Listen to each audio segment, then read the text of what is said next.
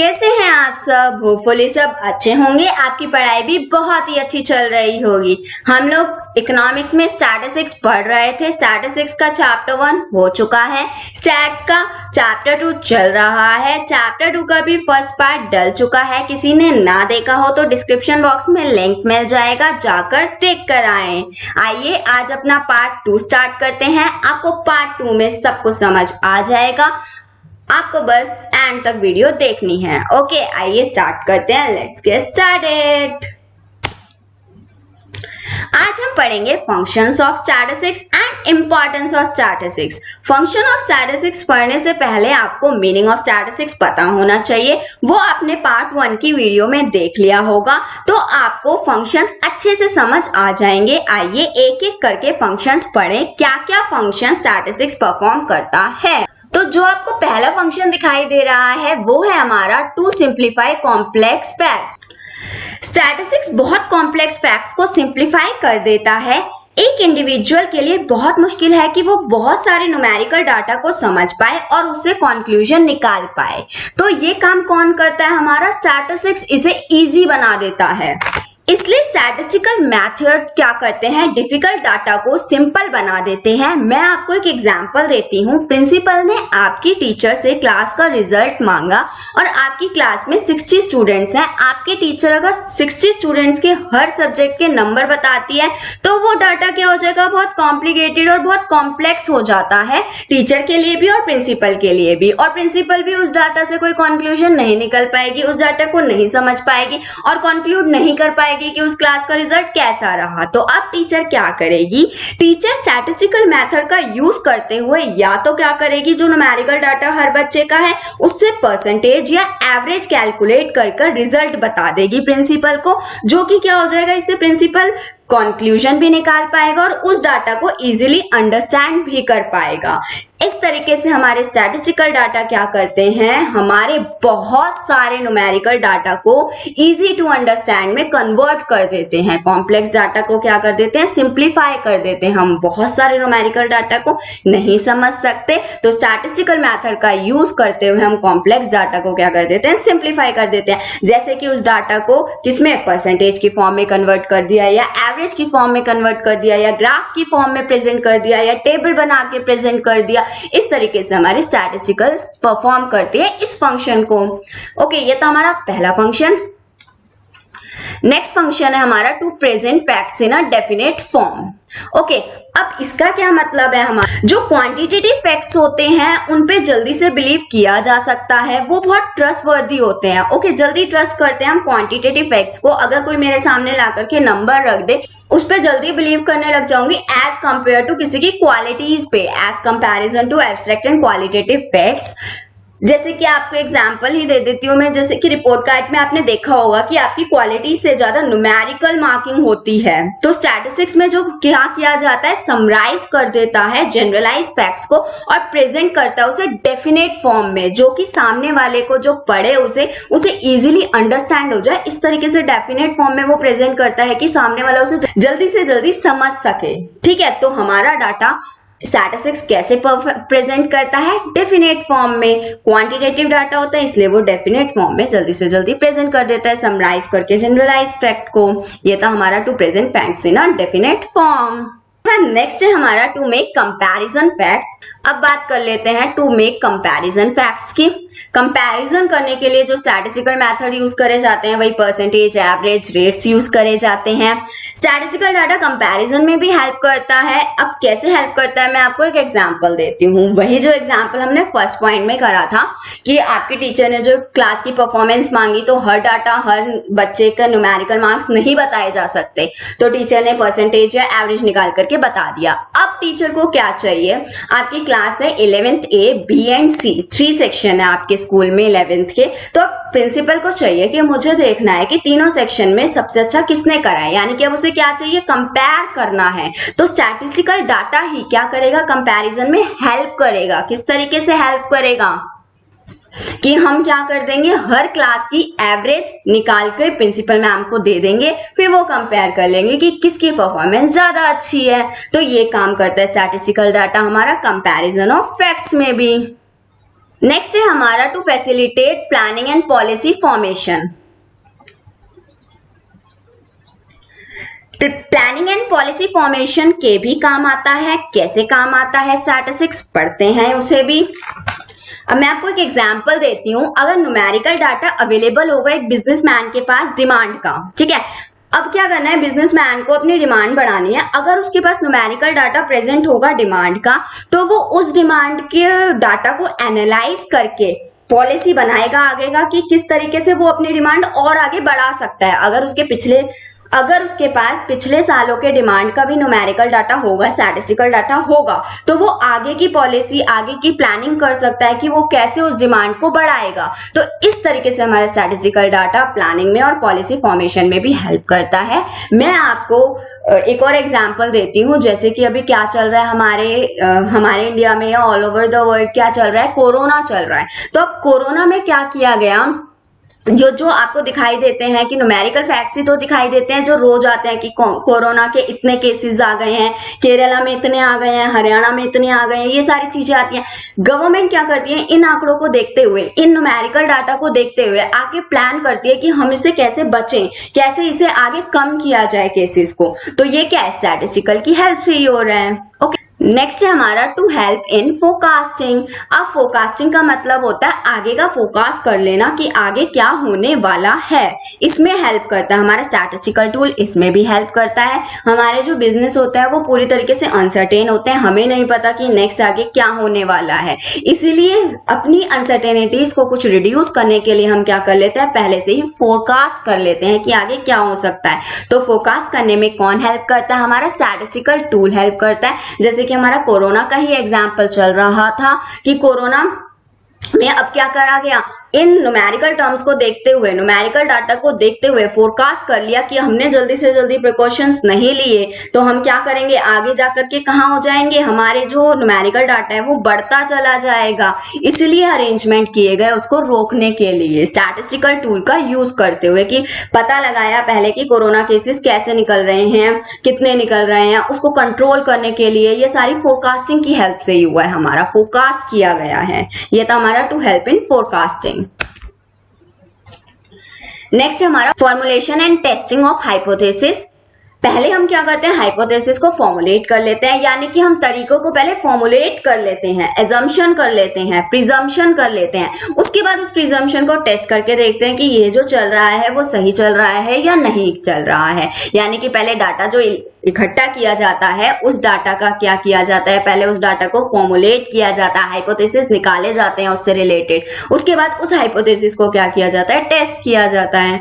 Next point है हमारा to enlarge individual knowledge and experience. Statistics क्या करता है, एक पर्सन के हॉरिजन को बढ़ाता है, यानी कि अगर हमारी थिंकिंग रीजनिंग, हमारे स्टैटिस्टिक्स को करने के लिए प्रॉपर थिंकिंग लगती है, प्रॉपर रीजनिंग लगती है, बहुत सारे न्यू कंसेप्ट्स बनाते हैं, बहुत सारे न्यू थ्योरीज में हेल्प करता है। तो स्टैटिस्टिक्स क्या करता है, हमारे एक पर्सन की हॉरिजन को बढ़ाता है, इंडिविजुअल की नॉलेज और एक्सपीरियंस को क्या करता है, वो एनलार्ज कर देता है, बढ़ा देता है। और एक स्टैटिस्टिक्स कौन करता है, हमारा एक्सपर्ट करते हैं। लेकिन जो डेली रूटीन में स्टैट्स बनता है, जो मैंने आपको प्रिंसिपल का एग्जांपल दिया या टीचर का एग्जांपल दिया, हमारे डेली रूटीन में भी स्टैट्स यूज होता है। लेकिन अगर फोरकास्टिंग की बात आए या फिर कोई बड़े लेवल पे बात आए तो वो हमारे एक्सपर्ट्स ही स्टैटिस्टिक्स निकालते हैं।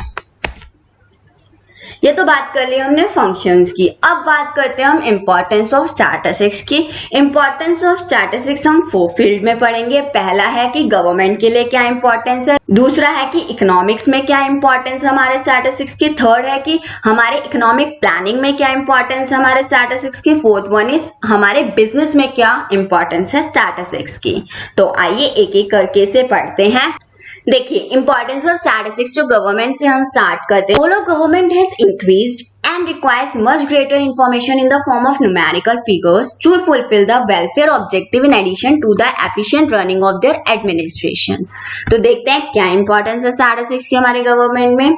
जो गवर्नमेंट का रोल है वो क्या हो गया, बढ़ चुका है। अब गवर्नमेंट क्या रिक्वायरमेंट रखती है, क्या चाहती है कि उसे ज्यादा से ज्यादा इंफॉर्मेशन किस में मिले, न्यूमेरिकल फिगर में मिले, जिससे कि वो वेलफेयर ऑब्जेक्टिव को फुलफिल कर सके, अपने एडमिनिस्ट्रेशन को चलाने के साथ साथ अपने एडमिनिस्ट्रेशन की एफिशिएंट रनिंग के साथ साथ वो वेलफेयर ऑब्जेक्टिव को भी फुलफिल कर पाएगी अगर उसे क्या मिले, ज्यादा से ज्यादा इंफॉर्मेशन न्यूमेरिकल डाटा में मिले।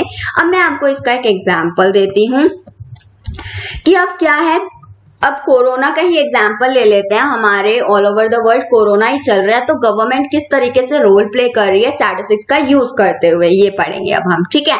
तो अब कोरोना चल रहा है, ठीक है, तो कोरोना चलने के साथ साथ अब जो कोरोना के न्यूमेरिकल फिगर्स मिल रहे हैं, गवर्नमेंट तक जो बातें जा रही हैं कि कोरोना किस तरीके से फैल रहा है, किस तरीके से इंक्रीज हो रहा है, वो किस टर्म में जा रही है, न्यूमेरिकल फिगर में जा रही है कि केरला में कोरोना के इतने केसेस हैं, हरियाणा में कोरोना के इतने केसेस हैं, तमिलनाडु में कोरोना के इतने केसेस हैं। ये केसेस किस में जा रहे हैं, न्यूमेरिकल फिगर्स में जा रहे हैं।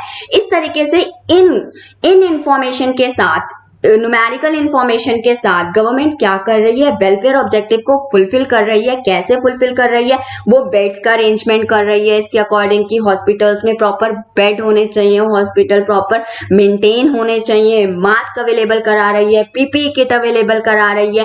यही डाटा, यही न्यूमेरिकल डाटा की हेल्प से गवर्नमेंट ये सब काम कर पा रही है वेलफेयर ऑब्जेक्टिव को फुलफिल करने के लिए। साथ में वो क्या कर रही है, अपने एडमिनिस्ट्रेशन को उसी अकॉर्डिंग रन कर रही है जिस अकॉर्डिंग कोरोना के केसेस को रोका जा सके और पेशेंट्स को प्रॉपर ट्रीटमेंट दिया जा सके। इस तरीके से गवर्नमेंट स्टैटिस्टिक्स का यूज करते हुए कोरोना के केसेस को कम करने की कोशिश कर रही है, या ट्रीट करने की, कोरोना के केसेस को ट्रीटमेंट देने की कोशिश कर रही है। ये था हमारा रोल गवर्नमेंट का, जो कि अब कोरोना केसेस में चल रहा है, जो कि स्टैटिस्टिक्स के बिना बिल्कुल पॉसिबल नहीं हो पाता। अगर ये न्यूमेरिकल फिगर गवर्नमेंट के सामने नहीं आती कि तमिलनाडु में इतने केसेस हैं, महाराष्ट्र में सबसे ज्यादा केसेस हैं, दिल्ली में सबसे ज्यादा केसेस हैं, तो इन एरियाज में ज्यादा फोकस रखना चाहिए, इन एरियाज में वेलफेयर ऑब्जेक्टिव्स को फुलफिल करने की बहुत ज्यादा जरूरत है। अपने एडमिनिस्ट्रेशन को एफिशिएंट रनिंग उसी अकॉर्डिंग दो जिस अकॉर्डिंग हमारे वेलफेयर ऑब्जेक्टिव फुलफिल हो। तो ये सारी चीजें हमारी क्या है, स्टैटिस्टिक्स फुलफिल कर रहा है। नेक्स्ट पॉइंट जो है हमारा, इसी में ही नेक्स्ट पॉइंट क्या है, popular statistical methods such as time series analysis, index number, forecasting, demand analysis are extensively used in formulating economic policies. अब जो इकोनॉमिक पॉलिसीज बनाती हैं वो भी गवर्नमेंट बनाती है। अब गवर्नमेंट किस चीज को देखते हुए बनाएगी, बहुत सारे स्टैटिस्टिकल मेथड होते हैं, जैसे टाइम सीरीज एनालिसिस, यानी कि अगर उसे कोई पॉलिसी बनानी है तो वो क्या करेगी, पहले एनालाइज करेगी टाइम टू टाइम उस पॉलिसी के बारे में कि पिछले साल क्या था उसके साथ, आज क्या है, कल क्या होगा, वो सारी चीजें वो देखते हुए चलती है। पॉलिसी को फॉर्मुलेट करने के लिए वो बहुत सारे स्टैटिस्टिकल मेथड्स का यूज करती है पॉलिसी को फॉर्मुलेट करने के लिए। नेक्स्ट है हमारा importance of statistics in economics. Economics में किस तरीके से इंपॉर्टेंस रखता है स्टैटिस्टिक्स हमारा, formulation of economic laws. First point है हमारा, फॉर्मुलेशन ऑफ इकोनॉमिक लॉज का क्या मतलब है, जितने भी इकोनॉमिक के लॉज बनते हैं वो किसके बेसिस पे बनते हैं, हमारे स्टैटिस्टिक्स या फिर न्यूमेरिकल डाटा को देखते हुए ही बनते हैं। कैसे फॉर्मुलेट होते हैं, आप लोग अपने डिमांड चैप्टर में लॉ ऑफ डिमांड के बारे में पढ़ेंगे। लॉ ऑफ डिमांड में क्या होता है, प्राइस बढ़ता है तो डिमांड कम होती है, प्राइस कम होती है तो डिमांड बढ़ती है, ठीक है। ये सारी चीजें तभी पॉसिबल है जब मेरे पास न्यूमेरिकल डाटा होगा, मेरे पास प्राइस का और डिमांड का दोनों का ही न्यूमेरिकल डाटा प्रेजेंट होगा, तभी मैं क्या कर पाऊंगी, ये रिलेशन बना पाऊंगी। इसीलिए फॉर्मुलेट ऑफ इकोनॉमिक लॉज भी किस पे डिपेंडेंट है, हमारी स्टैटिस्टिक्स पे डिपेंडेंट है। जब तक मेरे पास न्यूमेरिकल डाटा अवेलेबल नहीं होगा किसी तरीके का इकोनॉमिक लॉज नहीं बन पाएगा। इसलिए स्टैटिस्टिक्स हमारे इकोनॉमिक लॉज के फॉर्मुलेशन में भी हेल्प करती है। नेक्स्ट है हमारा help in understanding and solving an economic problem. हमारी जो स्टैटिस्टिक्स है वो इकोनॉमिक प्रॉब्लम को अंडरस्टैंड करने में और सॉल्व करने में भी हेल्प करती है। जैसे इकोनॉमिक प्रॉब्लम आप लोगों को भी पता है कि क्या क्या होती है, पॉवर्टी हो रही है या अनएम्प्लॉयमेंट हो रही है या फिर unequal distribution of income and wealth चल रहा है हमारी इकोनॉमी में, ठीक है। ये सारी हमारी इकोनॉमिक प्रॉब्लम है, एक्सेट्रा आप अपने अकॉर्डिंग और भी देख सकते हैं। बहुत इकोनॉमिक प्रॉब्लम है हमारी इकोनॉमी में, ठीक है। तो इन प्रॉब्लम के भी क्या होते हैं, न्यूमेरिकल प्रेजेंटेशन जब तक नहीं होता, हमारे पास न्यूमेरिकल डाटा नहीं आता, तब तक हम इस प्रॉब्लम को नहीं समझ सकते, तब तक इस प्रॉब्लम को सॉल्व नहीं किया जा सकता, तब तक नहीं पता चलता कि हमारी इकोनॉमी में कितनी पॉवर्टी है, कितनी अनएम्प्लॉयमेंट है, तब तक इस प्रॉब्लम को सॉल्व नहीं किया जाता। जब तक इस प्रॉब्लम को समझा नहीं जाएगा तब तक सॉल्व नहीं होती ये प्रॉब्लम। ये था हमारा helps in understanding and solving an economic problem. Economic problem को सॉल्व करने के लिए, अंडरस्टैंड करने के लिए भी उसके डाटा का होना बहुत जरूरी है। तो स्टैटिस्टिक्स इस तरीके से इसमें भी हेल्प करती है। नेक्स्ट है हमारा स्टडी ऑफ मार्केट स्ट्रक्चर। हम जब मार्केट की बात करते हैं तो इकोनॉमिक्स में हम 4 मार्केट्स की बात करते हैं, perfect competition, oligopoly, monopoly and monopolistic. ये सारे चारों के चारों मार्केट भी क्या चाहिए, इनको क्या चाहिए, स्टैटिस्टिकल कंपैरिजन होता है इन चारों मार्केट के बीच में भी, मार्केट प्राइस को लेकर के, कॉस्ट को लेकर के, प्रॉफिट ऑफ इंडिविजुअल फर्म को लेकर के कि कौन सी मार्केट में ज्यादा प्रॉफिट हो सकता है, किस मार्केट की ज्यादा कॉस्ट लग सकती है। जब तक ये सारे डाटा मेरे पास नहीं होंगे हम स्टडी नहीं कर पाएंगे मार्केट स्ट्रक्चर की भी। तो हमें क्या होना, हमारे पास क्या होना चाहिए, हमारे पास पूरा डाटा होना चाहिए। इस चीजों से भी रिलेटेड स्टैटिस्टिक्स हेल्प करती है हमारी मार्केट स्ट्रक्चर में भी, स्टडी ऑफ मार्केट स्ट्रक्चर में भी। Help in establishing mathematical relation between various economic variable. हमारी जो स्टैट्स है वो क्या करती है, मैथमेटिकल रिलेशनशिप दिखाती है बहुत सारे वेरिएबल, इकोनॉमिक वेरिएबल के बीच में। ब्रैकेट पे मैंने डाला है प्राइस एंड डिमांड, मैं एग्जांपल ले रही हूँ प्राइस एंड डिमांड का। जब तक मेरे पास डिमांड का डाटा और प्राइस का data, statistical data, numerical data नहीं होगा, मैं इन दोनों के बीच में रिलेशनशिप शो करके नहीं दिखा सकती। तो स्टैटिस्टिक्स इन रिलेशनशिप के बीच में भी हेल्प करती है बहुत सारे इकोनॉमिक वेरिएबल के बीच में। आप प्राइस एंड सप्लाई भी ले सकते हैं इसके बीच में भी। जब तक इन दोनों का डाटा आपके पास अवेलेबल नहीं होगा, स्टैटिस्टिक्स नहीं होगा, तब तक आप शो नहीं कर सकते। ठीक है, उसके बाद है हमारे पास नेक्स्ट पॉइंट है price analysis. Statistical survey of prices help in studying the theories of statistical survey. Price का ही सर्वे करके ही हमें पता चलता है थ्योरी ऑफ प्राइसेस के बारे में, प्राइसिंग पॉलिसी के बारे में कि कैसे इनका रिलेशनशिप है इन्फ्लेशन के साथ, किस तरीके की इन्फ्लेशन की प्रॉब्लम ग्रो हो रही है, चल रही है, इन्फ्लेशन है, डिफ्लेशन है, ये सारी चीजें भी हमारी स्टैटिस्टिकल सर्वे, प्राइस का जब हम स्टैटिस्टिकल सर्वे करते हैं तभी हमें पता चल पाती है, जब हम स्टडी करते हैं थ्योरीज ऑफ प्राइस के बारे में, प्राइसिंग की पॉलिसी के बारे में और उसका रिलेशनशिप इन्फ्लेशन के साथ। स्टैटिस्टिक्स हमारी प्राइस एनालिसिस में भी हेल्प करती है, प्राइस एनालाइज करने में भी स्टैटिस्टिक्स हमारी हेल्प करती है। ये था हमारा importance of statistics in economics. Next है हमारा importance of statistics in economic planning. Economic planning के लिए भी स्टैटिस्टिक्स इंपॉर्टेंट है। इकोनॉमिक प्लानिंग इकोनॉमी की ग्रोथ के लिए की जाती है एंड ग्रोथ इकोनॉमी की नेशन के रिसोर्सेज को यूज करके होती है। तो उसके लिए हमारे पास न्यूमेरिकल इंफॉर्मेशन होनी चाहिए कि इकोनॉमी में कितने रिसोर्सेज हैं, जिसके बेसिस पे हम प्लानिंग करेंगे कि इकोनॉमी की ग्रोथ कैसे करनी है हमें। ओके, तो इकोनॉमिक प्लानिंग के लिए भी स्टैटिस्टिक्स जरूरी है, क्योंकि बिना स्टैटिस्टिक्स के हम इकोनॉमिक की ग्रोथ नहीं कर सकते। जैसे कि आप इसमें देख रहे हैं, इसमें क्या लिखा हुआ है, economic planning is important for achieving faster rate of growth. Economic planning है वो बहुत जरूरी है फास्टर रेट ऑफ ग्रोथ के लिए। और फास्टर रेट ऑफ ग्रोथ किसकी हेल्प से होगा, जब हम बेस्ट यूज करेंगे अपने नेशन के रिसोर्सेज का। और नेशन के रिसोर्सेज हमारे पास कितने अवेलेबल है हमारे नेशन में रिसोर्सेज, ये बात हमें कौन बताएगा, हमारे न्यूमेरिकल इंफॉर्मेशन कौन देगा, स्टैटिस्टिक्स की हेल्प से, स्टैटिस्टिक्स के टेक्निक की हेल्प से हम क्या करेंगे, एक्सेस करेंगे कि कितने अमाउंट में हमारे पास रिसोर्सेज अवेलेबल हैं इकोनॉमी में और उसे किस तरीके से हम यूज कर सकते हैं। फिर हमारा जो फर्स्ट पॉइंट है वो ये है, at every stage of economic planning there is a need for figure and statistical method.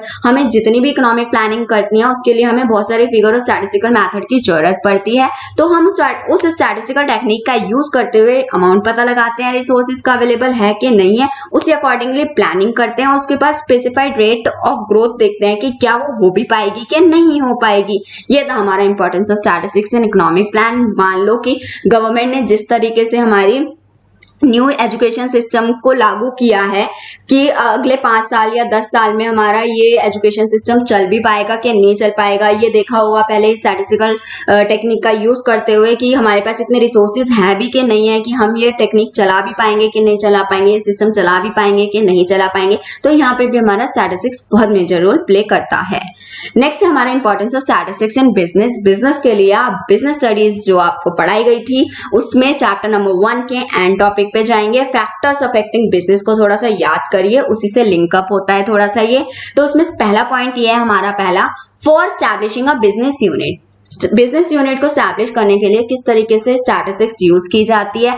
Before starting a business, business को स्टार्ट करने से पहले it is necessary to know its feasibility. हम देखेंगे कि क्या वो बिजनेस मेरे लिए इजी रहेगा, कन्वीनियंट रहेगा कि नहीं रहेगा, ये चीजें हम चेकआउट करते हैं। और इसके लिए आपको क्या चाहिए, डिटेल्ड इंफॉर्मेशन चाहिए कि कि कौन सी लोकेशन कहाँ पे आपके लिए सही रहेगी, कितना साइज ऑफ आउटपुट सही रहेगा, टैक्सेस की आप इंफॉर्मेशन लेंगे, साइज ऑफ मार्केट शेयर की इंफॉर्मेशन लेंगे, और ये सारी इंफॉर्मेशन आपको कौन देगा, ये सारे आंकड़े आपको कौन देगा, ये सब न्यूमेरिकल इंफॉर्मेशन में आपको कौन देगा, स्टैटिस्टिक्स प्रोवाइड करेगा, गाइडलाइंस प्रोवाइड करता है स्टैटिस्टिक्स विच में prove to be helpful in making की डिसीजन। स्टैटिस्टिक्स की हेल्प से आप क्या ले सकते हैं, की डिसीजन ले सकते हैं, अपना इंपॉर्टेंट डिसीजन ले सकते हैं। जो स्टैटिस्टिक्स आपको गाइडलाइंस देगा उसके अकॉर्डिंग आप क्या कर सकते हैं, अपना डिसीजन ले सकते हैं। उसके बाद next point, for estimating demand of product. अब आपको डिमांड देखनी है प्रोडक्ट की। अब क्या है, after launching of the business मैंने खोल लिया है, नेक्स्ट स्टेप है हमारा कि एस्टिमेट करना है हमें प्रेजेंट और future demand of the product. वही स्टैटिस्टिकल मेथड का यूज करके, ट्रेंड लाइन का यूज करके हम लोग क्या करेंगे, डिमांड के बारे में देखेंगे कि पिछले साल इस प्रोडक्ट की डिमांड मार्केट में कैसी चल रही थी, इस साल कैसी होनी चाहिए इस मार्केट की डिमांड, मतलब सालों साल की हम क्या देखेंगे, इस प्रोडक्ट की मार्केट में डिमांड देखेंगे, और वो डिमांड हमें, वो न्यूमेरिकल इंफॉर्मेशन हमें स्टैटिस्टिकल मेथड से मिलेंगी। ठीक है, ये था हमारा सेकेंड पॉइंट। तो हम डिमांड के बारे में भी स्टैटिस्टिकल टूल का यूज करके एस्टिमेट करते हैं। उसके बाद नेक्स्ट है हमारा for making quality control. Statistical technique like preparation of control chart can also be used to control the quality of the product manufactured by the firm. हम अपने बिजनेस में कंट्रोल चार्ट का यूज करते हुए quality को भी control कर सकते हैं अपने प्रोडक्ट की, जो भी हमारा फर्म मैन्युफैक्चर कर रहा है उसमें भी हमारी स्टैटिस्टिकल टेक्निक ही लगती है। ठीक है, स्टैटिस्टिकल टेक्निक का यूज करते हुए हम क्या करते हैं, कंट्रोल चार्ट को प्रिपेयर कर सकते हैं, जिससे कि हम क्वालिटी को कंट्रोल कर सकते हैं अपने प्रोडक्ट की। नेक्स्ट है हमारा for production planning.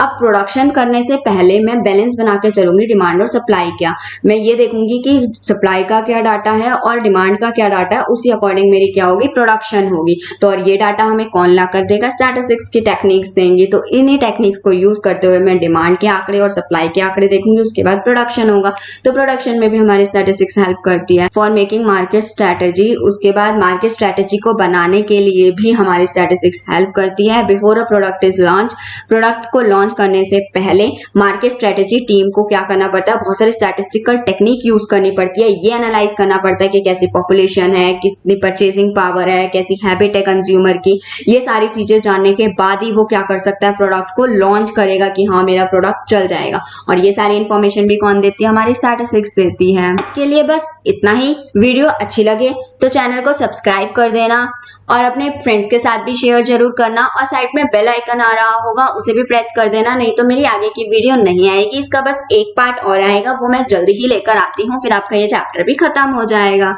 Thank you so much.